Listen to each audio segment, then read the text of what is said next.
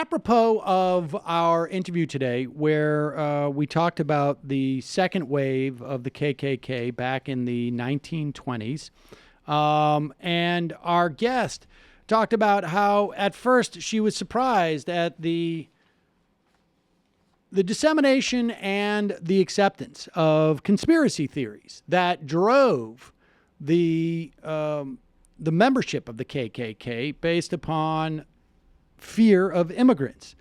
And all that is old is new again, ladies and gentlemen. Here is two folks you may be familiar with. One is the President of the United States. The other is a shill for the President of the United States, who are doing their own version to bring back, or their own efforts to bring back, the fourth wave of the KKK. This is an interview after the meeting with Putin, I guess, yesterday. Over the years, can you think of a place that has been improved by mass immigration or the movements of large numbers of refugees? Not one. Not one. And in fact, one of my big things, and some people were insulted. I'll say a year ago they would have been totally insulted. Now maybe there could have been a couple out of all of those countries. I said the immigration policies in Europe are a disaster. You're destroying Europe. You're destroying the culture of Europe.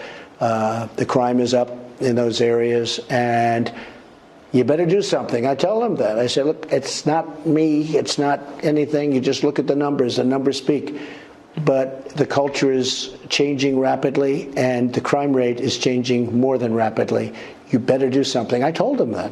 What are the lessons for us watching that? Well, we have to be very strong on the border. Now, we're much stronger than we ever were on the border, and our numbers are much lower, but still, we're getting the wall. We're putting in for about $5 billion. We've already started the wall, $1.6 billion. It started in San Diego, California. It's almost completed in that area. And by the way, the people were really asking for it. You know, it's interesting. They probably go down as, oh, we don't want the wall, but when it came to their backyard, they wanted that wall, and they wanted it up fast. But we've started the wall. Pause it. I mean, just want to pick up on that one note. Like in the polls, they probably say they don't want the wall, but they do want it in their backyard. Right. But we've started the wall. We are going to continue with the wall. It's so necessary. But we have to have strong immigration policies. Our laws are so bad, Tucker. Somebody comes in and they step on our land, and now we end up with a court case that takes 7 years, but the people never show up to court. It's so bad. And we have to do something about it. Like, if they come into our land, we have to say, I'm sorry, you have to leave. Not, I'm sorry, please come to court. We're going to put you in court. You'll come back in 3 years for your trial, and then they never show up. That's what's happening now. It's crazy. Well, first off, just in terms of European culture being degraded or changed or losing their culture,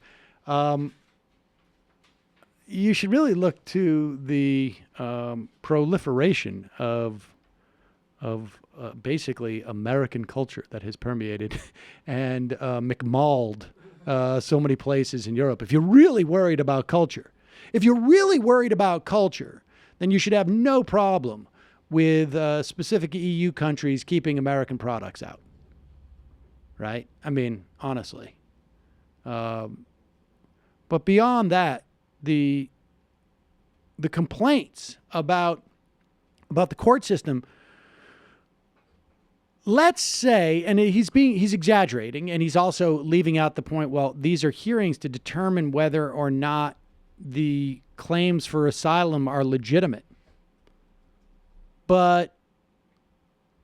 And I guess you could also argue, well, let's put more money into administrative law judges. But even putting that aside, so what? What happens during those 3 years? I'm going to stipulate everything he just said. So they come to court in 3 years. Significant percentage, certainly I think the majority of asylum claims are turned down. And they are then deported. What's the problem? Honestly, like, what is the problem? There is no...